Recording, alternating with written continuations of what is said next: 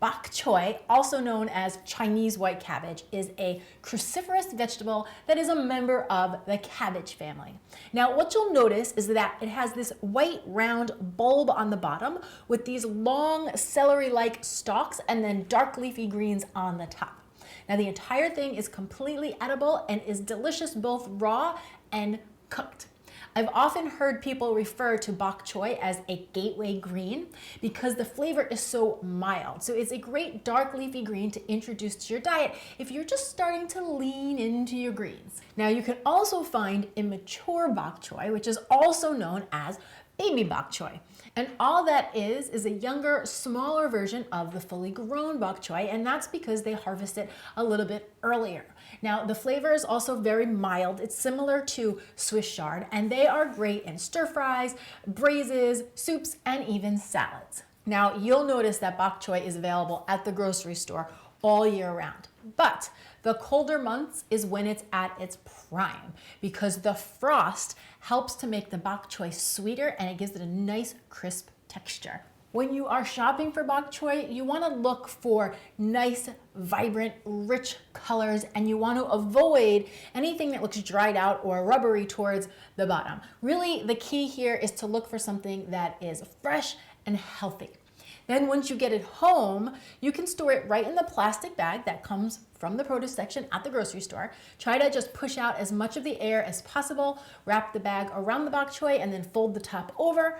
And this should stay good in your veggie drawer for at least 5 days. When you're ready to work with your bok choy, you just want to make sure to give it a good rinse under some cold water and clean it first. Now, when I'm working with the fully grown bok choy, I treat it just the way I would celery. So I cut off the root end, and then I run these stalks along with the leafy greens under the water until they are nice and clean. Now, because the stems and the leaves tend to cook at different times, I like to cut the stems from the leaf and then finally chop each one up. I usually put the stems in first until they're nice and tender and creamy, and then I'll toss the leaves in towards the end. For the baby bok choy, it's very similar. Now, baby bok choy comes in different sizes. Mine is on the bigger size of the baby, so I'm gonna cut that root off again and treat this the same way I did the fully grown bok choy. If you had really tiny bok choy, you could keep that root intact and just have it or quarter it, rinse it off, and then cook them like that. Now, both varieties of bok choy can be enjoyed either raw or cooked. You can stir fry them, braise them, steam them, bake them, toss them into your favorite soup, or just enjoy them really fresh and raw and crunchy in your favorite salad. Now, in my next video, I am going to share with you 3 different bok choy recipes, but I didn't want to leave you hanging today. So here's a very simple way to enjoy your bok choy. I'm going to make a bok choy slaw. So for the dressing, I am combining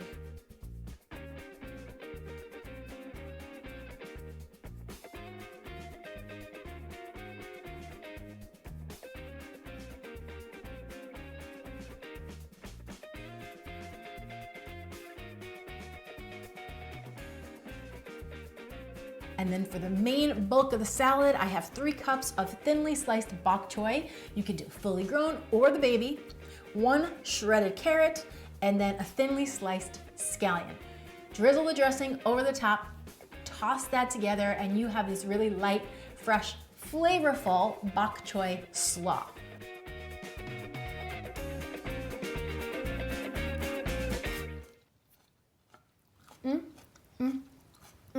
It is so refreshing because it's got such a big crunch. You guys, too easy not to make yourselves. Can I please get a big thumbs up for recipes that are crazy easy to make and clean and delicious? And guys, don't forget, in my next video, I'm gonna be sharing 3 more bok choy recipes with you, so come on back and check that out. And if you haven't already, give me a big thumbs up, subscribe, and share this video. Thanks so much for watching. I'm Dani Speeds. I will see you back here next time with some more clean and deliciousness. Cheers.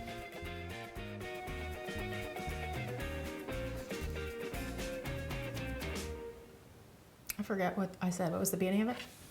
And clean and delicious? It's my special talent.